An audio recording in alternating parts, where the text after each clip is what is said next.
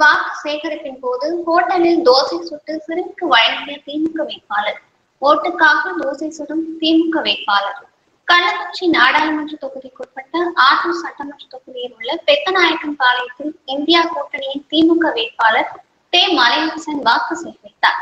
அப்போது ரோட்டோரத்தில் உள்ள ஒரு ஹோட்டலில் தோசை சுட்டு எடுத்து சிறுமிக்கு வழங்கி வாக்காளர்களிடையே தீவிர பிரச்சாரம் செய்து வாக்கு சேகரித்தார். இந்த வீடியோ சமூக வலைதளங்களில் வைரலாக பரவி வருகிறது. மாவட்டத்துக்கு கொடுங்க, மாவட்டத்துக்கு கொடுங்க.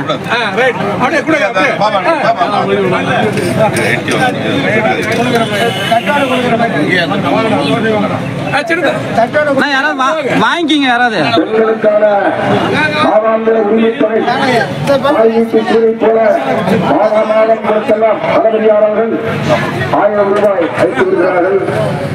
நம்முடைய இந்தியா கூட்டணி வெற்றிடத்துடன் அந்த துறை 2000 வழங்கப்படுகிறது.